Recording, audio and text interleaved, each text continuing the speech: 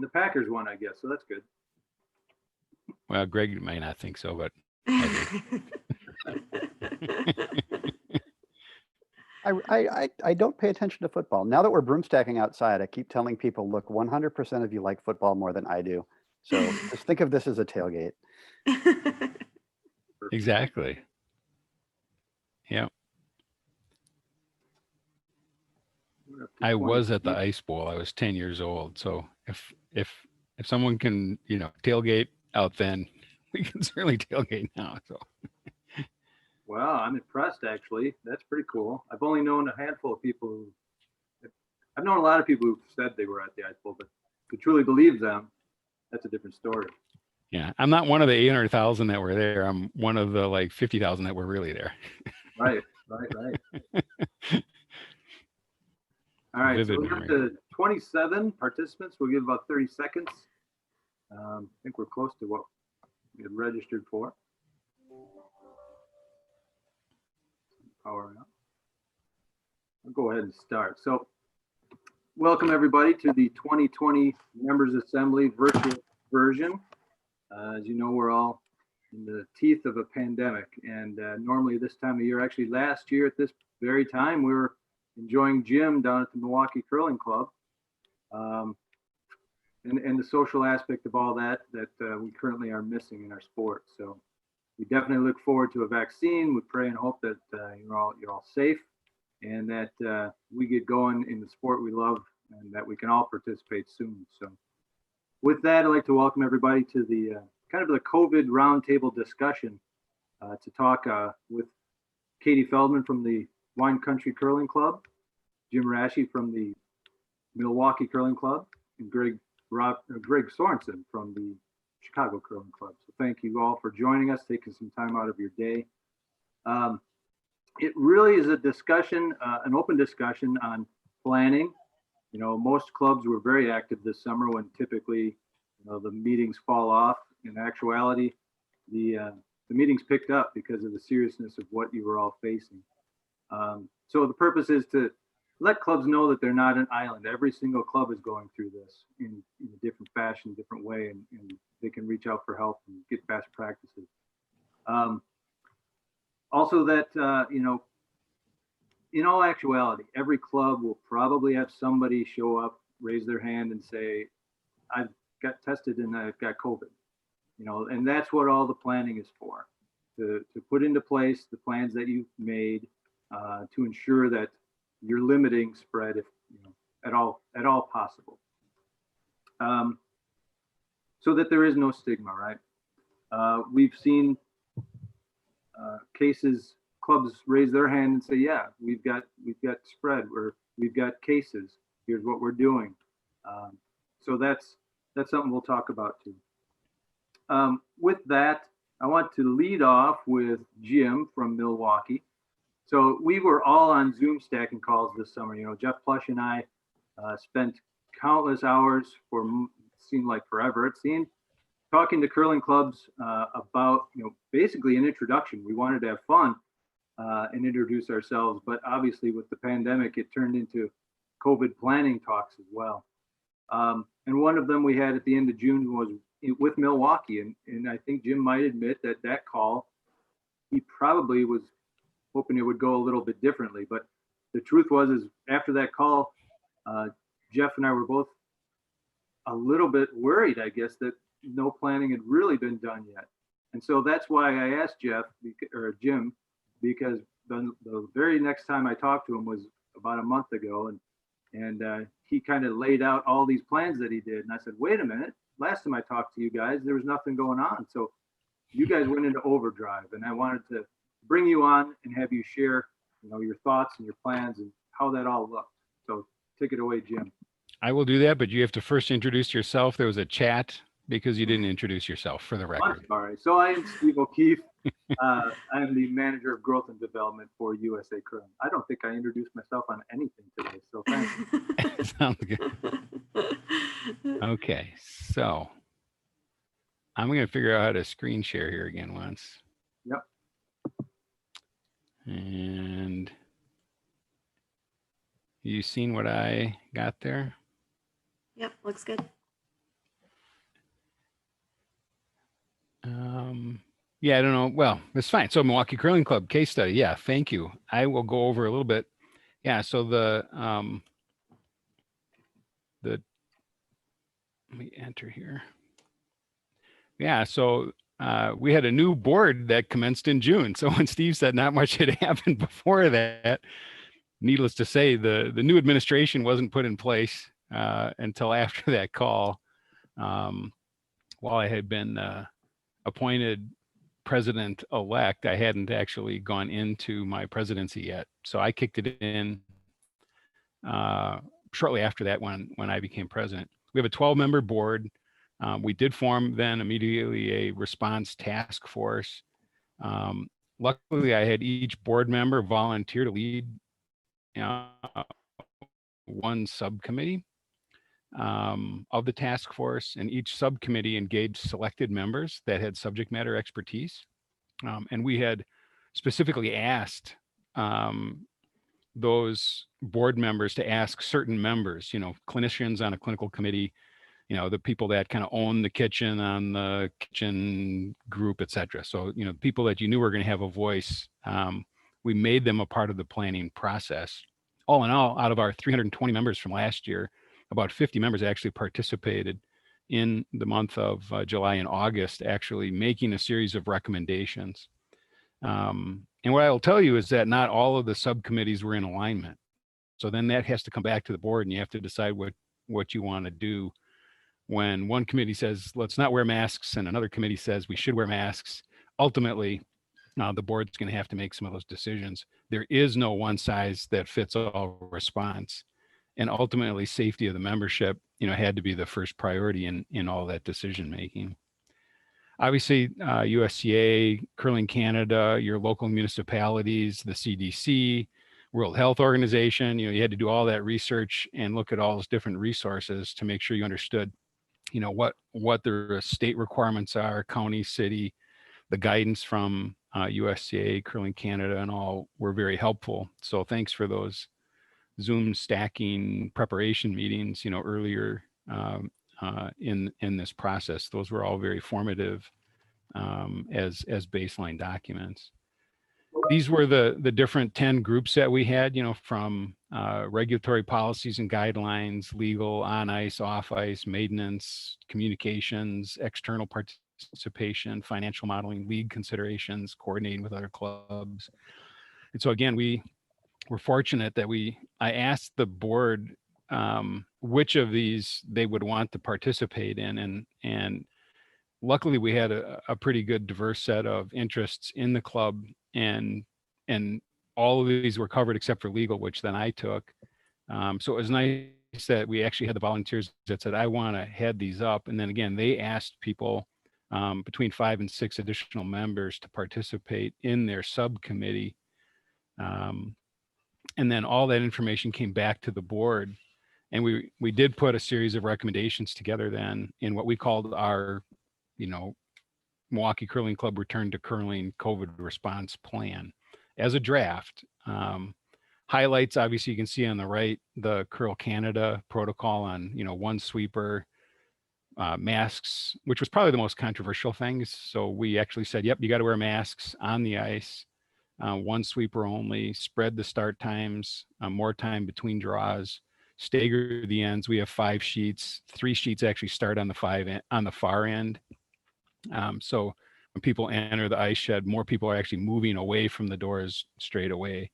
No sharing of equipment, brooms and stabilizers and so forth. We do allow some practice shots, but only on your sheet with your stones.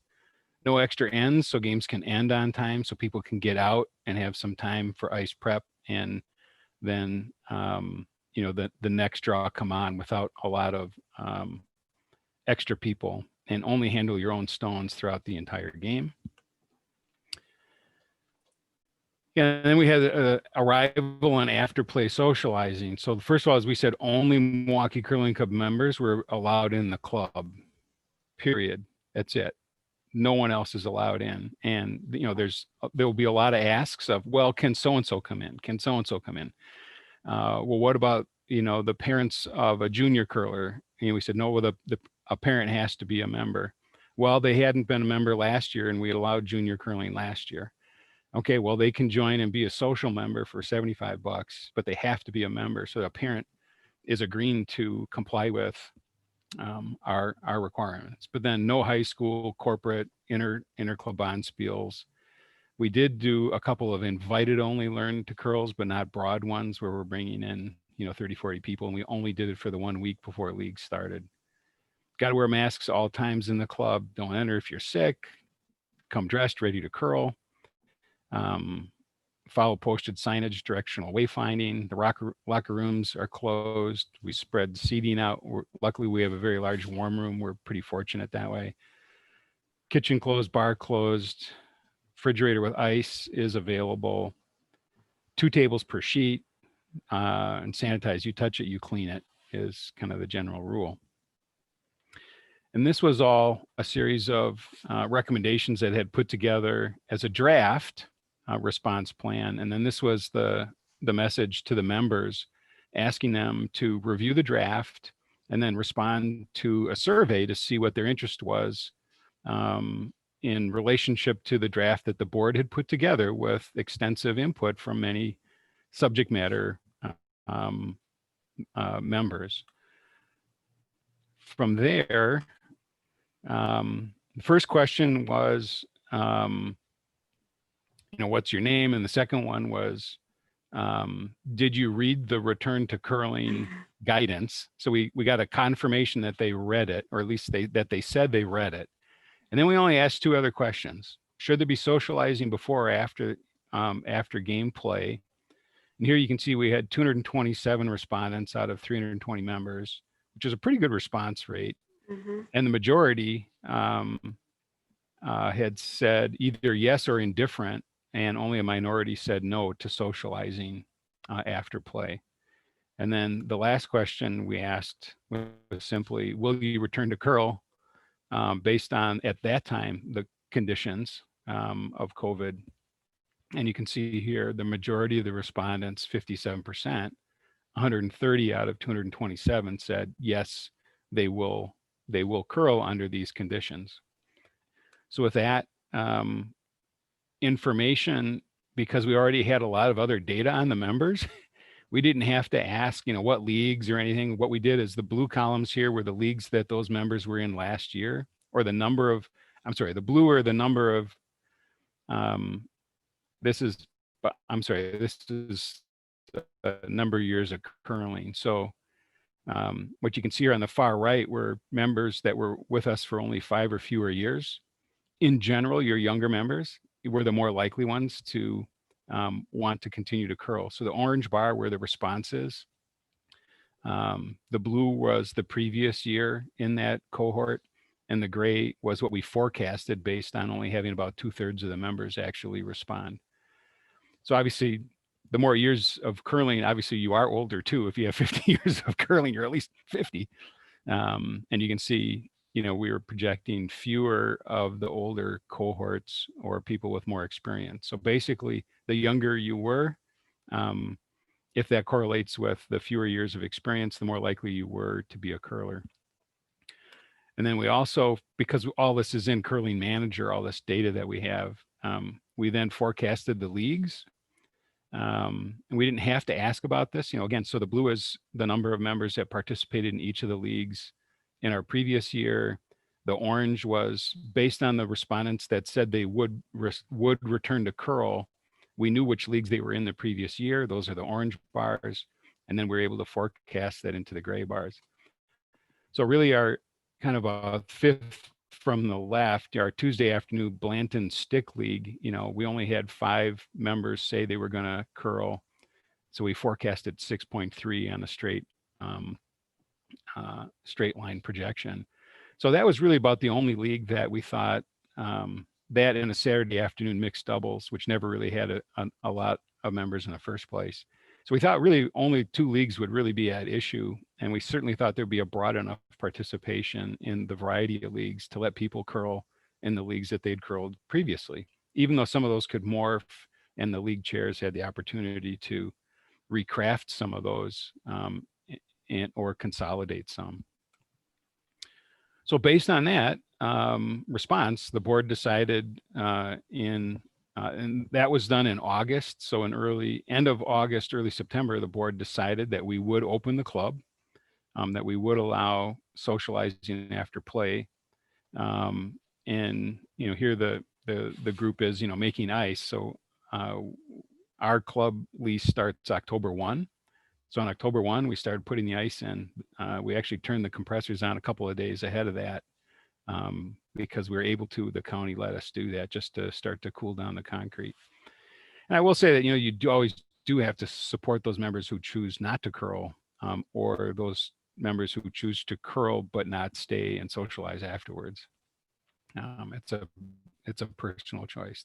Most important thing is get out there and have some fun in a safe, responsible way.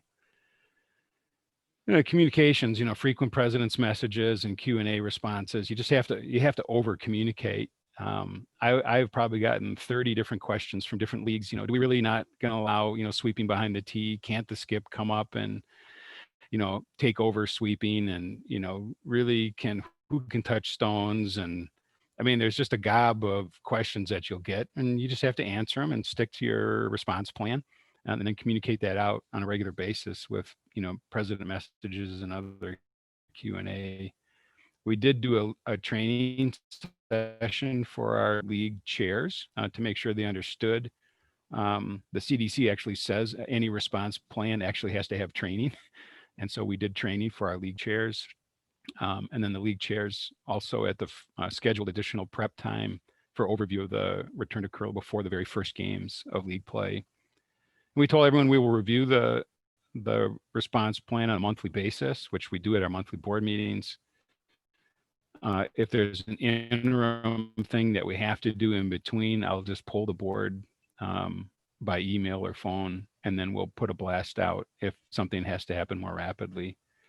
You do need to establish, and we were talking about this earlier before the official start of this meeting, just your communication protocols. You have to know what you're going to do, who needs to do what. Our protocol says if you have had an exposure, by definition of CDC, exposure to COVID or tested positive, one person you got to know that needs to know is the president. I'm familiar with HIPAA rules and regulations, and all you have to follow all those. So far, the few members that have tested positive as members, there's no correlation that they contracted this virus within the club or spread it within the club. But we have 170 active curlers out of 202 members that actually joined. And so far, there's no evidence that they have spread the virus from within. But out of that size of a cohort, we're going to get some people, as we did.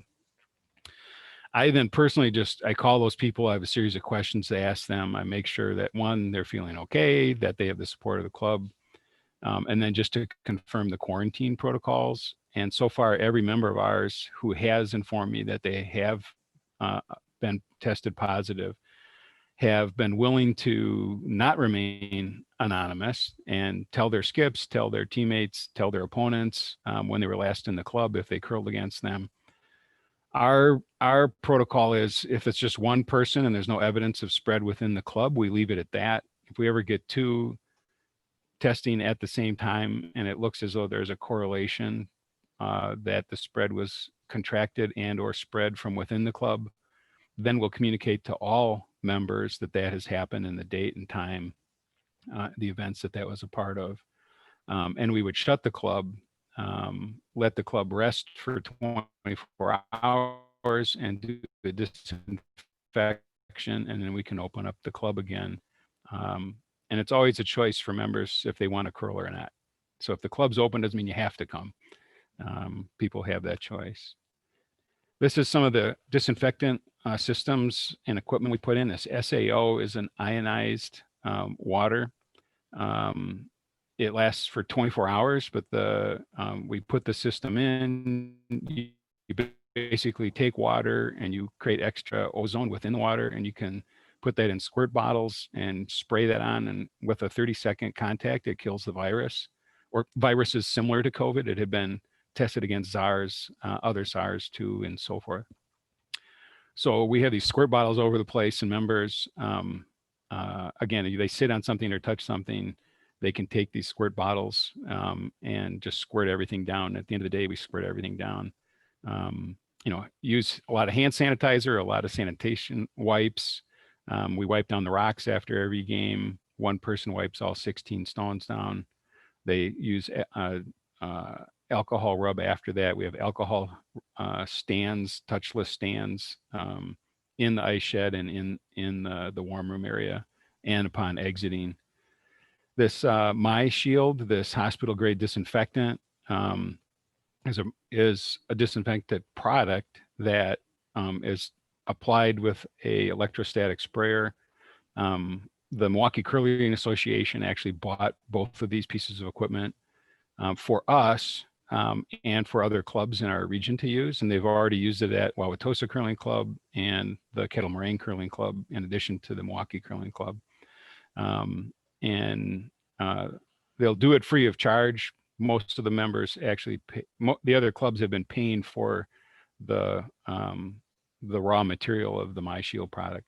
This product, when it's sprayed with the electrostatic sprayer, actually moves around surfaces. So it actually goes underneath armrests, underneath tables, and so forth. And the literature and the research shows that it has the ability to, if it's on a surface and the virus comes into contact with that surface for up to 28 days, it still kills the virus. So we're going to have a regular protocol of doing this every 3 or 4 weeks, just spraying everything down. If we had a positive case within the club and there was spread within the club, CDC says you can shut it down for 24 hours, and then we would come in with the MyShield electrostatic sprayer, spray the club down, and then you can immediately use the club again. And then our air handling system, we're in the process still. We got a late start because we're county owned with this needle point ionization system, which actually conditions the air that is moving through the air handling system. So curling with COVID. So here you can see, the glasses fog up. You can see that on the left a little bit. But yeah, we wear our masks and we have foggy glasses. And there is social distancing. So on the right, you can actually see kind of the Curling Canada protocol. We're fortunate, the blue stripes, we have the maximum width Olympic sized curling sheets. So you can see even on the outside of the 12-foot, there's about 1.5 feet. Plus we have the blue stripes. There's a lot of extra room to stand. 5 sheets. The outboard sheets also have about a 4-foot walkway. So that helps as well, just to kind of keep people separate. You do have to stay on top of people to make sure they're wearing the masks properly and not pulling them down off the nose. The skips and vices, if they stand immediately adjacent to each other for 4 stones an end, for 8 ends, and one of them has the virus, they are now exposed because it's a 15-minute exposure period by CDC. So the skips in particular have to kind of take mind to keep people from standing each other and set a good example for themselves. Then of course, outdoor socializing. So actually on October 28th, we actually shut down and prohibited our indoor socializing. Things in Wisconsin were getting heated up in terms of the COVID incident. Plus I had thought that some of the socializing from within, people were sitting too close, sitting without masks on for too long. The rule said you have to be actively eating or drinking. Just holding a bottle of beer for 45 minutes, sitting 4 feet away from someone, to me wasn't active eating or drinking. So we just shut down the indoor piece. But we do have some pretty great outdoor socializing as well. So we got a grill out there. We got a barrel. That's me on the left with the red mask on. I put blue tape on. You can use like a surgical tape as well. That keeps the fog off my glasses. So everyone finds their own little way of getting through. So the first couple of games were kind of like shooting in the dark with my glasses so fogged up. But now I'm maybe by the 6th end, I may have to put new tape on because the adhesive just starts to kind of wear down from all the moisture. But yeah, so we're curling and things are going well. Maybe we want to go on to the next presenter or Q&A or however you want to do this. Yeah, Jim. So yeah, thanks for sharing that. It was absolutely fantastic. There were a couple questions that popped up that since they're fresh, two that popped up were like, how much did you budget for cleaning, extra cleaning supplies and equipment this year? You know, you're a 5-sheet club, correct? Yeah, so it was kind of a crapshoot. We didn't very scientifically go after that. So our Milwaukee Curling Association did spend about $5,000 on the SAO and this Tersano and the My Shield electrostatic sprayer combination. And the product's about like $300 a gallon, but it goes pretty far in terms of how far it can go. And then we budgeted an extra, instead of like 3,000, we budgeted 10,000 for cleaning supplies. Just because we knew we would have more wipes, sanitation wipes, alcohol dispensers. We did buy 2 thermometers, touchless thermometers that are on stands. So when you walk into the club, you can have your temperature taken. We do have all the different wayfinding and everything as well. The other thing on budget, since we're asking about budget, this come up earlier, we have a partnership with our county. So the county actually owns the building.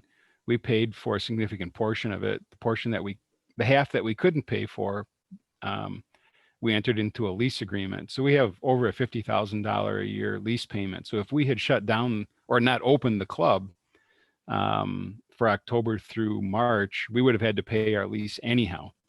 So we had done a straw budget in August that determined, how many members would we need to have enough dues to lose less money by actually opening, even though we knew we would have fewer revenue sources, no learn to curl, no high school revenue, no bond spiel revenue, no corporate event revenue, relying strictly on dues. And fortunately, we were able to get enough membership interest under the return to curl guidance that we had put together, that we had enough members, 130 saying that they would, and we got 202 actually paid full dues, and about 30 of those are actually not curling at all. We actually formed a no curl league. So in Curling Manager, when you register, it always asks you to sign up for what leagues you want.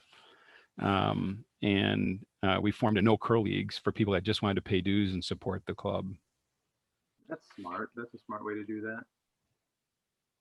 Yeah, thanks. There's definitely going to be, I think, questions will be all over the board, and we can address them now or later. But I'd like to get some other people involved in the discussion too. Katie, you're out in California.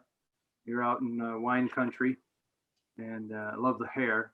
So, yeah. So, what are your experiences having set up a plan out in California? So, like everybody, we shut down in mid-March. It was right before our bond spiel, so we were not able to hold our bond spiel, and we shut down and had no idea what was going to happen.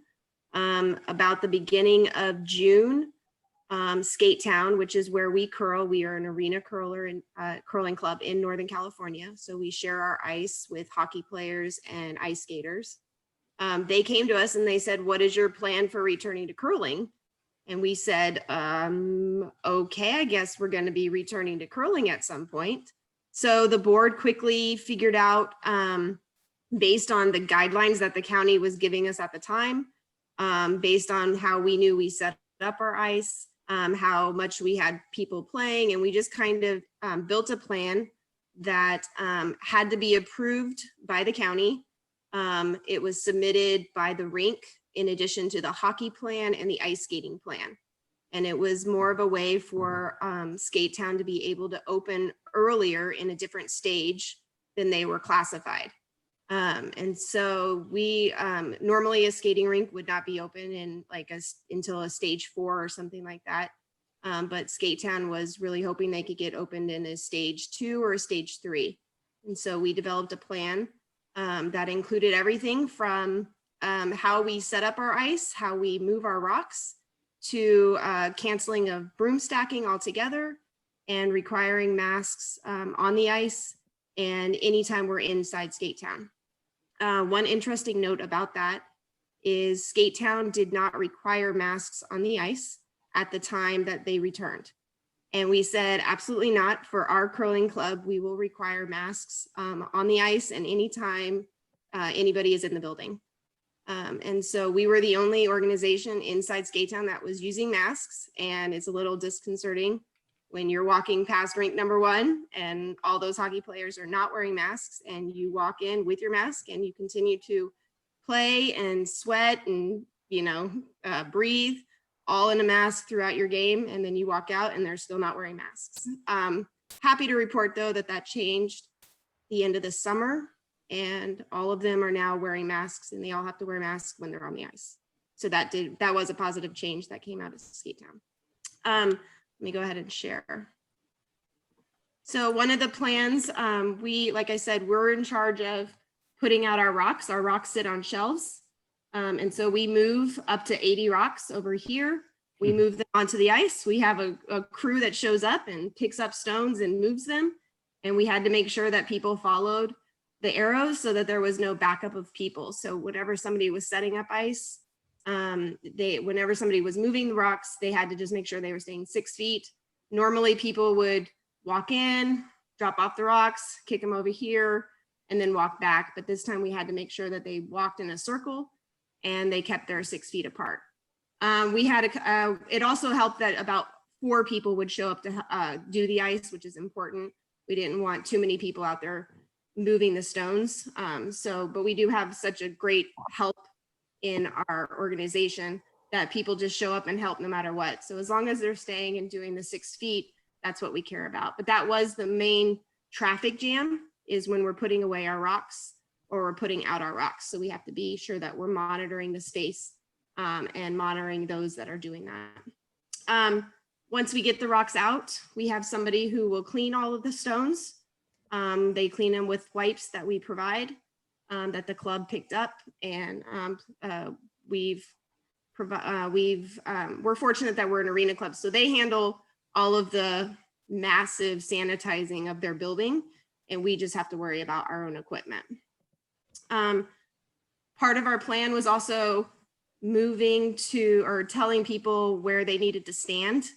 And we would only allow 1 sweeper per stone, and we would not allow defensive sweeping at all. And that was actually one of the hard ones to remind members of, because everybody's just has such a habit of going to sweep a stone that they think that they can get out of the house.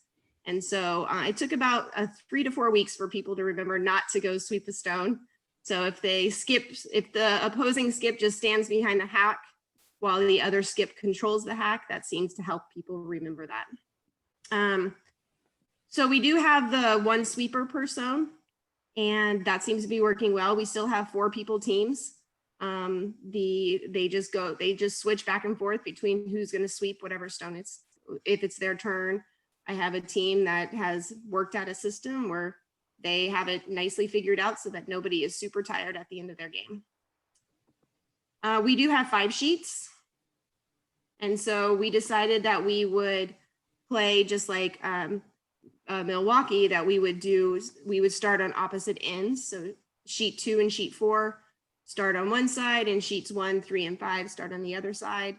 And then they come together. At some point, we do, depending on fast play, slow play, there are people who kind of meet around and you end up with people on the same area, but they all are pretty good about keeping 6 feet apart. I mean, we're in a big giant arena, so we have lots of room. But this has been, at the beginning, we did put the markers down with just a Sharpie onto the ice. But now people just pretty much know where to stand and know to give themselves 6 feet. And then when we clean up the game, we pick up the stones, we kick them, and then we walk all the way around and we do it again. Pick up the stones and walk all the way around and do it. So it takes a little bit longer for pickup, for cleanup, and for setup, but we think it's well worth it to make sure that everybody is staying safe. One thing, so this was our plan that was approved, and we were able to start curling in the middle of July. And so we've been curling with a Sunday league since July. We then added our Tuesday night mixed doubles league in September. And let's see, the Sunday league has 32 people in it. So 8 teams. And then the mixed doubles league has 16 people in it. So 8 teams. One of the things I did try to encourage is if people wanted to come back to a smaller amount of people on the ice, that mixed doubles was the one to do it at. And so we do have people who only curl in mixed doubles because there's less than 20 people that they would have to possibly interact with. We do miss broom stacking. So that is something that we did cancel. But we thought it was really important, actually Skate Town would have canceled it for us. They don't provide cafe and they don't provide tables anymore at this stage. So we pretty much set up, we do our game, we clean up, and then we walk out the building. And that's pretty much what curling is in Roseville at this day and time. A couple of weeks ago, we kind of like looked at each other and said, okay, what happens if somebody does get a positive test? And we hadn't really thought that through yet. So we worked up a plan. It came at the right time because we now have experienced our first positive test. And so one of the main things that we wanted to make sure that we promoted was that the identity of the person would be kept completely private. Only the response team would know who it was, and only the person who tested positive would know. So one way we did was we notified the entire sheet that played. Somebody on your sheet tested positive. So we ask that you please quarantine and possibly get a test yourself if you develop symptoms. And so that actually happened this past Thursday. And I was on that sheet. So I am actually in quarantine right now, awaiting the results of my test. And so I did not get to curl today, and I will not get to curl on Tuesday. The person who did experience the positive test is feeling much better. She or he experienced a fever and a couple of side effects, but is fortunately on the mend and is doing better. And the other 5 people on the sheet have not experienced any symptoms, but they are quarantining and awaiting their test results. One thing that came up, and this is all on our website. If you go to winecountrycurlingclub.com, we have a COVID tab, and all of this is there if you guys need to find it.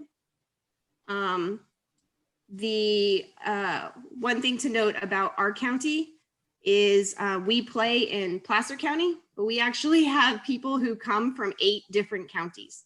And so those rules could be possibly different for all 8 different counties. So we thought it was important to provide them with information for the county that they live in, as well as the county that they curl in.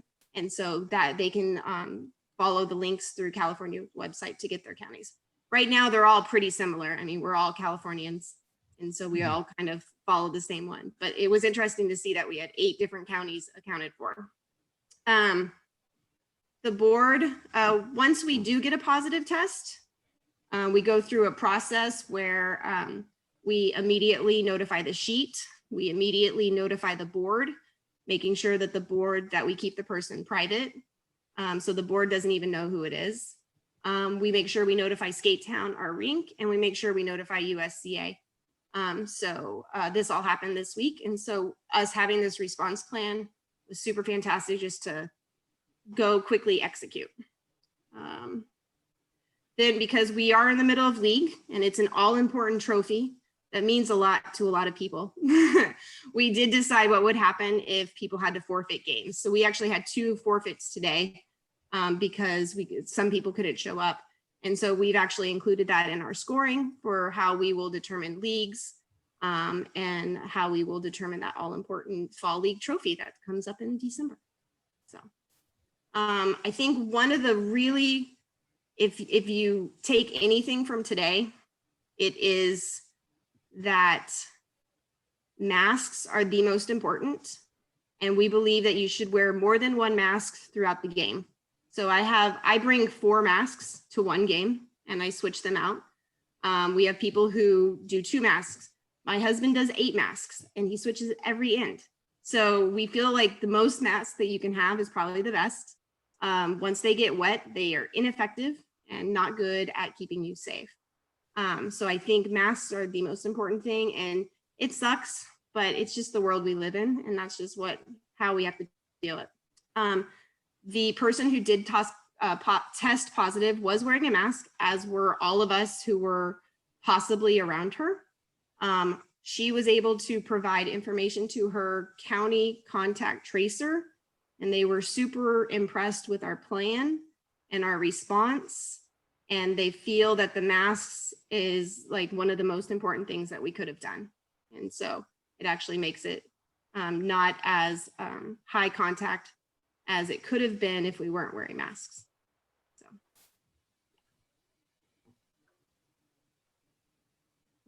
Yeah, thanks, Katie. That was spectacular. Hopefully you're going to be safe, obviously, and get back to curling. Just check the questions and answers quick. There was Cameron, a question on some of the costs that I there just, was a question on what make and model thermometers were purchased, Jim. yeah, I don't have that one. I can get that. I don't have it right now, but and there was a confusion on the needle point system is not the sprayer. The needle point is actually an air handling equipment. It's like an electronic filter you put in your air handling equipment. And I think that's about $5,000 a unit. They're pretty easy to install. They've been putting them in most of the schools across the country. The electrostatic sprayer is about $2,500, and the MyShield, a case of the MyShield hospital grade disinfectant product that you use to disinfect is $275 a case. And I think that's maybe 3 gallons or 3 or 4 gallons. Is it still pretty easy to find? Oh yeah. I mean, if anyone is interested in these, we know the suppliers. We actually got one of our members actually runs youth soccer training leagues indoors. And he put those into his facilities over the summer. And so we're able to look at his systems. They're very easy to manage. Whoever's doing your ice can use these products. And the SAO system, which makes the ionized water for daily use, is about $2,000. Okay. Yeah, thanks. Mm-hmm. So last but not least, Greg down in Chicago. Yeah. Thank you. All right. So I don't have a whole lot prepared. I have some pictures, I guess. So Chicago is traditionally a 4-sheeter with a very large ice house. I was installed as president in April after we closed in mid-March like everybody else. We convened a COVID committee in late May that involved me, our ice tech, people in HR, a person who works in manufacturing and dealing with HVAC systems in manufacturing environments, and a person who is working on corporate reopenings as part of her job, and folks in food safety. So we looked at the protocols for how we were going to reopen. I think the results we came up with are pretty similar to what's been discussed: mandatory masks, single sweeping. We opted for single sweeper, absolutely no skip sweeping, no tagging off, and no defensive sweeping. But the designated sweeper can sweep opponents' rocks behind the tee line. So we found that the most frustrating part of the game now is the skip standing there watching, I want to sweep that rock so bad. So we announced our initial findings or our initial recommendations to membership around the 4th of July. We wanted to get things out in front of people as quickly as possible. And this was at a time when the whole idea of mandatory masks was still pretty controversial. I feel like it's less controversial now, but it still kind of is. But we wanted people to get used to that, have their time to complain about it, and then figure out in the summer how they were going to make this work for them, especially if they were bespectacled folks like us. We sent a survey out in July. it was pretty much stolen wholesale from Oakville Curling Club's member survey that was going around this summer.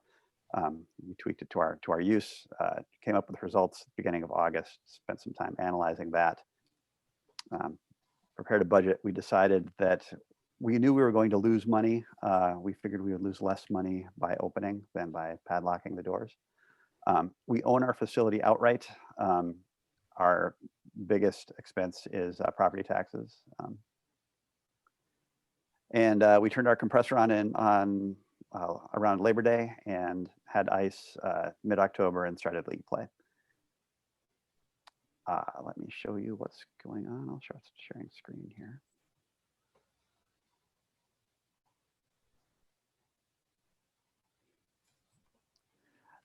This is what our ice house looks like. One of the first things we did was we decided to configure to 3 sheets. You can see in the background there are 4 scoreboards there, but then you'll see a big gap here between what is now sheet 3 and sheet 2. This provides some more distancing width. It reduces our capacity to 24. That was a consideration because the state guidelines we were seeing was talking about capacities of 50 people. And if by some miracle we decided to try to risk a bonspiel, we were wondering, how is this going to work? Are we going to have 24 people on the ice, 24 inside? We're still 48, and that's still under capacity. And then our tier 2 mitigation procedures in Illinois would cut capacity down to 25. So with 24, we're still under that. And this also brings our sheets into regulation. If you've ever been to our club, it turns out our sheets, when we were a 4-sheeter, are maybe an inch or so narrower than they are supposed to be. But this brings them up to where they need to be. So that's one. The other is, hold on, I have to open it.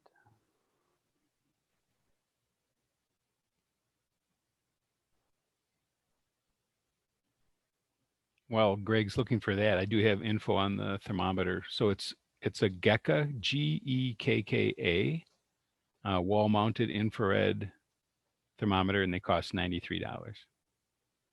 And we got 2 of them. They do need an AC adapter to stay recharged, or someone has to keep them charged up. Back to Greg. So this is what we did for distancing markers. I just went to Joann Fabrics and picked out some weird prints, and we cut out 6-inch squares and put them down at 6 feet intervals between all the sheets. I went with a Holstein cow pattern and sharks and University of Illinois. I wanted to do all team, stuff. I don't know, like Cub Sox Bears or something like that. But the only team prints I could find that weren't fleece were Illinois and, of all things, Syracuse. I don't know why that was, and that was Illinois, but that was the case. So I grabbed these, we cut them up. They worked really well. Just put them down on the ice, spray water on them when you're putting in the ice, and they hold fast and were very easy to cover up. So that's what we did with that. And that's the wrong folder. What happened there? And the only other picture is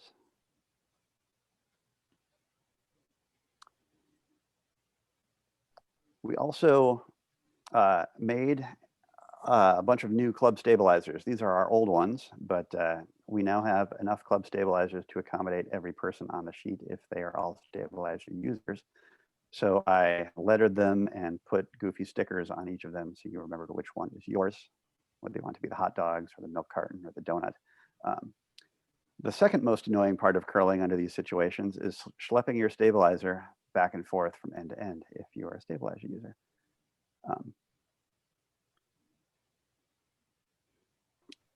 So in terms of glasses fogging, that is a problem at our club too. I have found the Life Art wipes to be very helpful. I also use double-sided tape to hold my mask over the bridge of my nose. That and the wipes seem to get me through a game pretty well.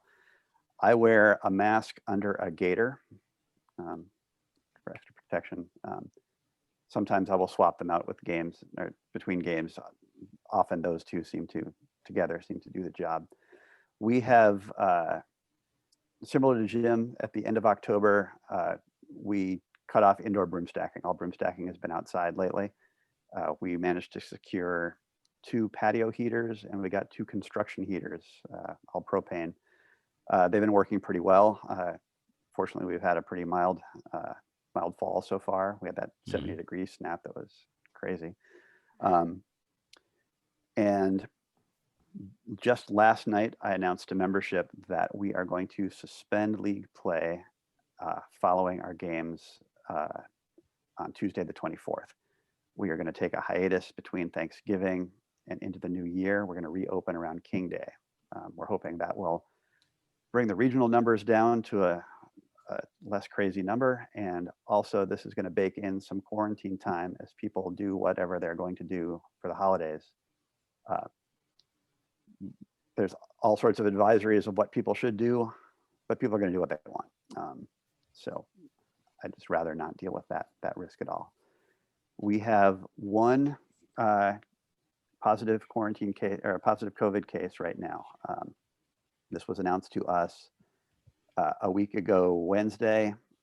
The person is a healthcare worker. They were exposed on a Tuesday, came in Wednesday, and then tested positive Friday. We did hear of 1 related case around the same time. That person has remained negative, but their spouse is positive.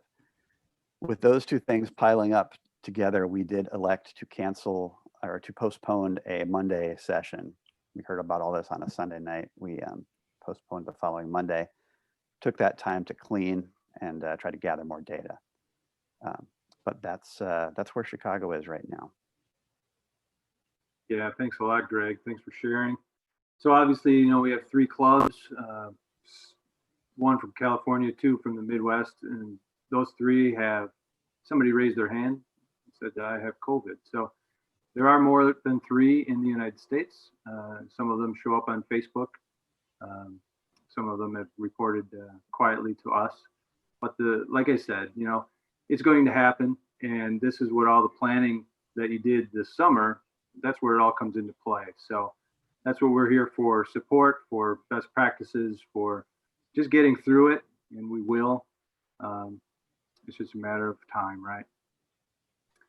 So with that, I haven't seen any new questions pop up, but, having heard, each of you heard 2 other stories, is there anything that has popped into your minds that you would add to your plan or do differently, or suggest to people who, there's clubs who have put off the decision until, sometime in January that might be watching or will watch soon, what would you say to them? I would say I go back and forth, like ever since July, I go back and forth on if we should curl or if we shouldn't curl. I live in a house where 2 people really, really, really want to curl, and 1 person is, floundering. So even if given the option to curl, they would choose it. And then I'm sitting there like, oh, well, if they're doing it, then I guess I'm doing it, kind of thing. So I go back and forth daily on if we should curl. We're in the weird predicament of, we're an arena curler, and if we don't curl, then we will lose our ice time. And so, but I will say that I think what we've done is try to keep those who did want to return as safe as possible. We also tried to be inclusive of everybody who has not returned. That, we'll still be able to provide that ice time when things do settle down completely.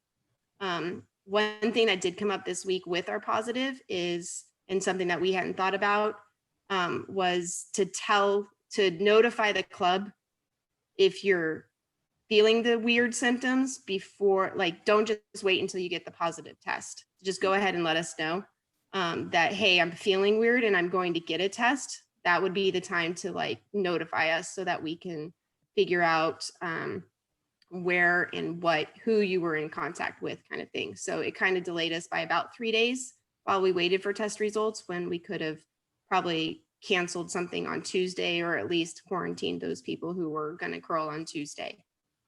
Those that had been with somebody on Sunday. Yeah, good, makes sense. Yeah, I think what I would add to that, Katie, is that, some people I think are going to be extra cautious and Mhm. considerate of their other members. And then there's the cowboys and cowgirls out there who just think it's all not a hoax, but it's like, hey, I'm resilient, Yeah. and maybe a little less considerate of others. So I Right. would say, I think we have 5 reported cases over like a 5-week time period. Mhm. None of them, again, seem related to anything that happened in the club. Right. Or certainly there's no incident of it, nothing obvious that it was spread from within the club as well. Some people are healthcare workers or they got Right. it from someone at work or whatever, right? But they may have been in the club after they had been exposed, right? Mhm. And you're right, you can't wait for the test. Frankly, even the tests aren't 100%, right? So if you're not feeling well, rule 1 is do not come into the club.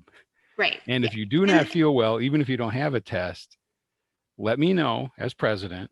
And we will make sure that the people that need to know, maybe not all the members, but at least the members of your team and anyone that you know that you came into contact with, at least your opponent when you were last in the club.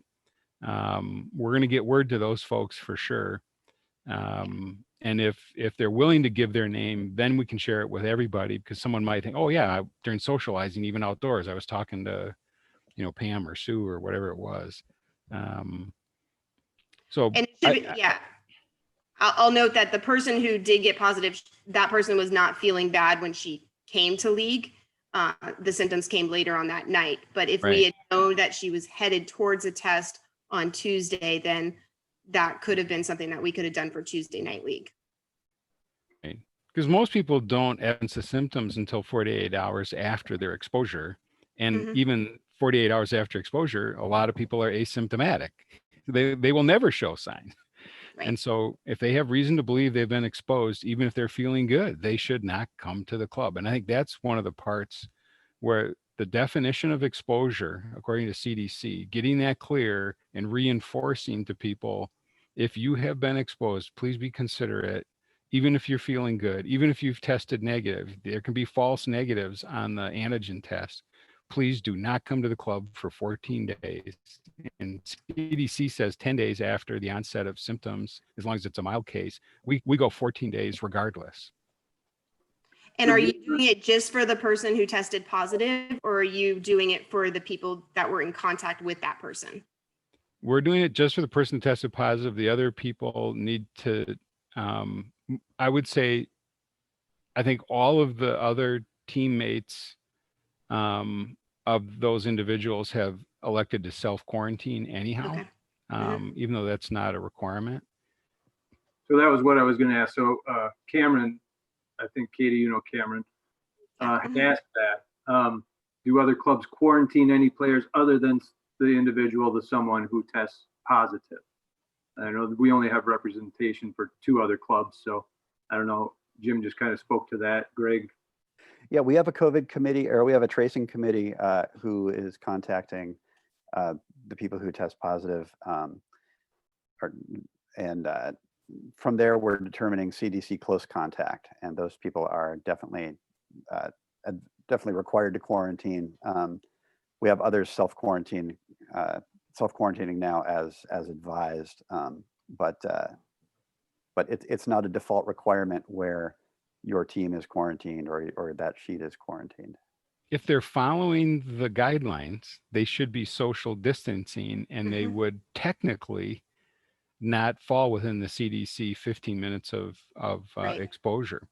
Right. But they may or may not have actually been fully following those. So they have to kind of take it upon themselves to say, boy, I think I was standing close or socialized afterwards or whatever. But we're assuming that they are following in our guidance. And then if they follow the guidance, there's no requisite quarantine for someone that was out on the ice with someone that has tested positive.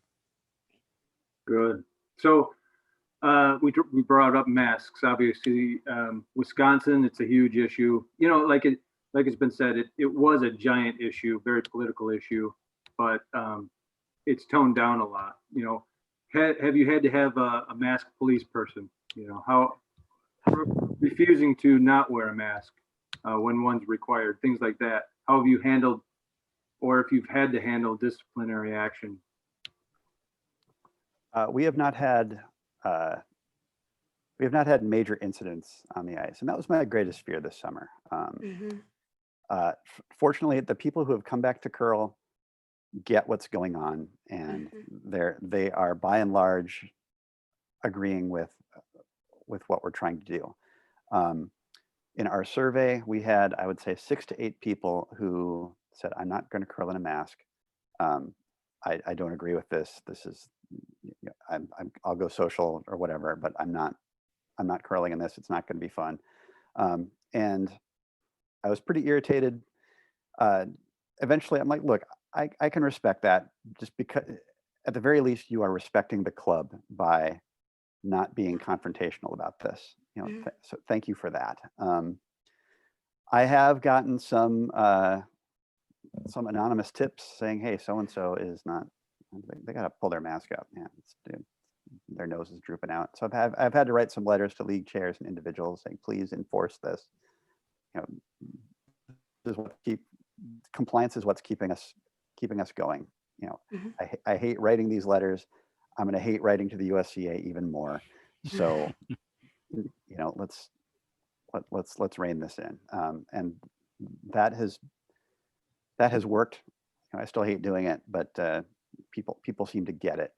The biggest problem is still, I think, glasses fogging is what's leading people to frustration and pulling down, just so they can see. I think it's folks who haven't spent the summer trying to figure out how this is going to work, and even with that, there's only so much you can do because the on ice conditions are different than they were in August too. So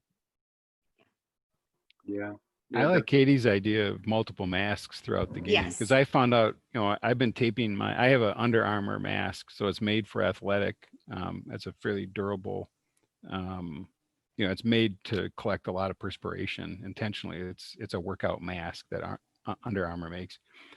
But my glasses were always fogging up, so I put the blue tape on, just painter's tape, and I'll probably get a surgical tape or something. Greg said he uses a double-sided tape. But by the 6th end, and even if I'm skipping, and even just by the 6th end, that tape's breaking loose and so forth. So the idea of just switching masks, get one without all the perspiration on it and putting a new layer of tape on, then you're fine. I mean, it's an equipment issue. Just think of it as this year's equipment. Yep. Yeah, we had a member who came back and spent probably 3 weeks trying to figure out what was the best way to do it, and found out that it was KT tape with a mask that clamped, but with KT tape. And so that spread, we were able to spread that, that message out, and a lot of people started using it, and they were all very happy with it. Right. Yeah, I do think, back to the original question too, then, that it's the pulling of the mask down. And once the nose is out, they're basically spreading their droplets, or aerosol, unabated. So that is the piece to watch probably more than anything. They have the mask on, especially if it's a loose fitting surgical mask, not an N95 mask, just a general surgical mask. It's going to leak a lot in the first place. And when they pull it down below the nose, you just have to talk to those folks. You talk to their skips and ask them if their skips can help reinforce it with their teams. Yeah. So change the subject a little bit. 2 questions, they're kind of tied together. So you've got people who aren't curling this year. How are you keeping them hooked into what's going on at the club? And then have you even started to think about next year and the recovery that you're going to be looking at to bring new people back into the ones who might not even come back? Yeah, so for us, we had 320 members last year. We have 202 full dues paying members. Only 170 are curling. We've got another half a dozen to a dozen that are either social members. So they can be social members for $75 to stay in touch. We have a board meeting yet tonight. We're going to talk about, there's been some requests from people that didn't even want to pay the social membership, and they're wondering if they can be kept informed, because they may want to join for our second semester, which starts in the second week of January. So we're thinking about how can we have their email information. They didn't register to curl. They didn't join as social members. So we're thinking that we do need that as a separate mail merge so we can do a direct communication to them as well. Anybody Yeah. else? I don't use any my database per se is a Google Sheet, so that's what I'm using with our 100 people. And so I just keep emailing everybody like they're a member. And so everybody gets the COVID notification because they're still a member. Everybody gets my bi-monthly newsletter type thing until they tell me they don't want to get it. So I mean, I just kind of like just make them feel as part of our club, even though they're not members or even though they haven't upped their dues or whatever. So, I mean, we're not going to stop communicating with them until they tell us to stop communicating with them. Just a side note, just completely different topic since you're bringing up new topics. We have a $10 million director's insurance policy. So that's kind of nice to have for all of us that are out there on the front lines of decision making. So if you don't have director's insurance, I would highly recommend you have it. The other thing is, while we do have, the normal waivers that you all have, we did do a COVID waiver, but the truth of the matter is waivers are not really enforceable unless on an individual basis, the individual is a part of a negotiation on the terms of the waiver. And so good luck with waivers, but if someone, it's a member club, so hopefully, no one's going to try to abuse the club and the membership that are trying to do the right thing. Yeah, we have a social we have a social membership. We've had it for forever. So those people are still getting communication from the club. We used to be an equity club. Now we're not, but we still have this social. We still have well now it's a voting membership. But so you can be an annual member of Chicago for 3 years, and then you can become a voting member. And when an annual member drops, there's no real default of where they go. Typically, when you're in that 3-year period, you've decided that curling just isn't for you and you're kind of done. So there isn't a default path from going from annual to social. This year, to incentivize those people to come back, we have offered, our social membership is $165, and we've told annual members who are going to take the year off, it's like, okay, if you want to maintain a social membership, you can do that, and we will credit that $165 toward next year's full membership. And that has helped out a little bit, but we'll see what happens. So. Right, definitely. I guess the silver lining or the light on the horizon, so to speak, is we've got the Olympics coming up, so that's going to help us all. There was a question on what our on the Milwaukee Curling Club's waiver. The truth of the matter is, it's very simple. It says, I have read and agreed to comply with the return to curl guidance that has been distributed. I mean, that's the basic essence of it. It's just a confirmation that they've read it, they understand it, and they agree to comply with it. That's all you can really do in a waiver. Thanks, Jim. So, well, one more question before we go, and it's just on the topic of bonspiels. There are a few clubs that are putting on some bonspiels. It's very limited, obviously. What are your views in Milwaukee and Chicago? And I know Wine Country last you had to cancel your big one, the Crush. But thoughts on those when you're going to think to even entertain that idea? Even right now, we can do an intra club bonspiel, but not one inter club. So no other club. You have to be a curling club. I have to be a member of our club to enter the club. Period.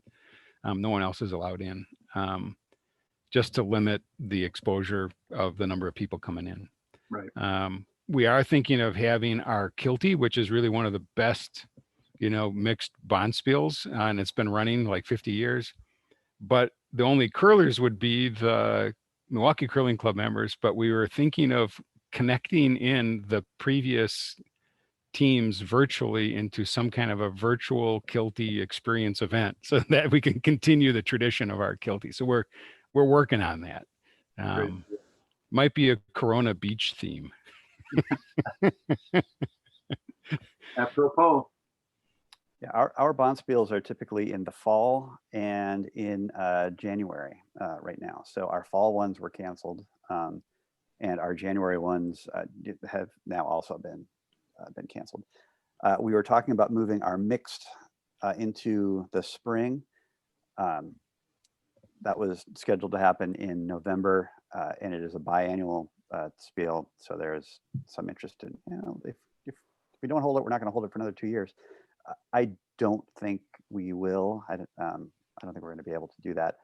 Our women's spiel, the Gloam and Gales spiel, is going to be some sort of virtual event. I'm not sure just what form that is going to take, but there was a desire to get people together socially, the folks who have been seeing each other for years and years and years, doing that. But personally, I'm not planning on spieling this year. And I know we have a lot of local we have a lot of local exchanges between us, the folks in Illinois and the Wisconsin clubs too. The senior men's Wisca group has been canceled this year. The mixed Willie is off. It sounds like the Kilty is off too. So yeah, a lot of those exchanges just aren't in the cards this year, I think. How about you, Katie? So we normally hold the barrel, which is at the end of March. And so far it's on the calendar because Skate Town wanted to get it scheduled. So I have, I believe we'll probably be deciding come January if that's something we're going to hold or not. And that will really depend on what the situation is in the world. And then our Labor Day bonspiel is always held Labor Day. So hopefully that'll be there. And things will, if people wear their masks and do their social distance, then we can do it. And a vaccine. Yeah. And a vaccine. That could help too. So Mandy threw up a question from Madison. Do any of you limit the number of nights you could play or prohibit subbing?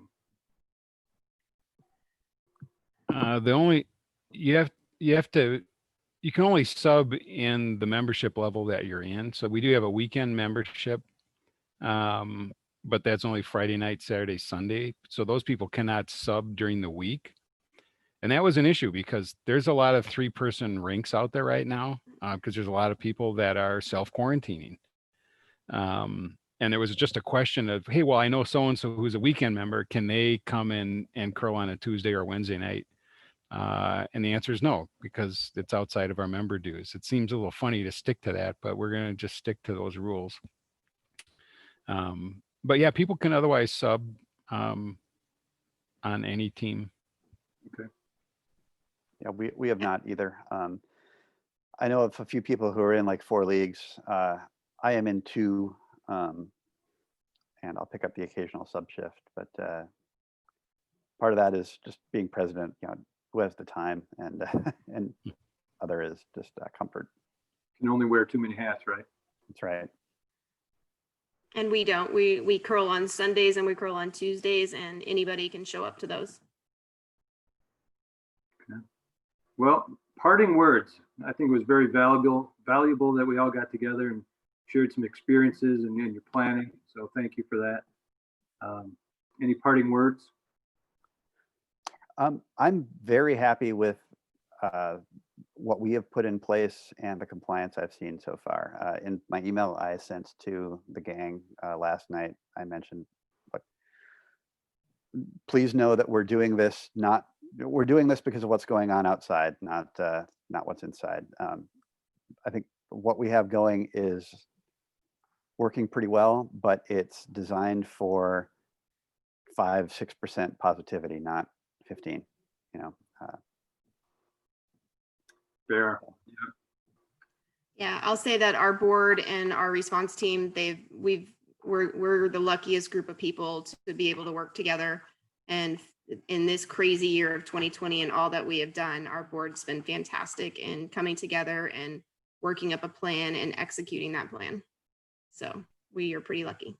Yeah, I would agree too. And I think what I've heard is people feel safer coming to the club than they do. They see people going to restaurants, Yeah. going to Walmart, going to the grocery store.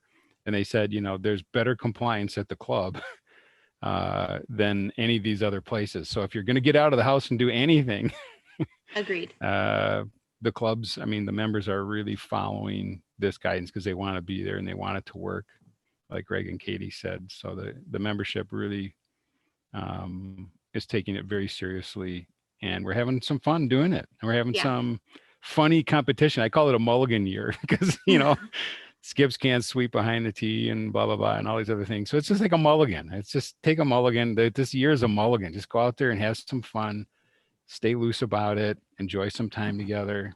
It's great seeing people that I hadn't seen, for the 6 months again, at least the members of our club, let alone the other clubs. So I would encourage people to think about how they could put this together and open their clubs, especially if, this virus gets a little bit more under control. It's obviously spiking right now. Yeah, who wants to spend a winter without curling, right? On that note, it's kind of a testament to just, curlers are just great people, and it's a great sport to be involved with. So I want to thank you all for taking some time out of your day to share and educate people who are want to learn more today. So thank you. Thanks for putting it together, Steve. What's that? Thanks for putting it together. Yeah, thank you guys. You're welcome. Thanks, everyone. Bye. All right. Good night, everyone. Thank you. Good night.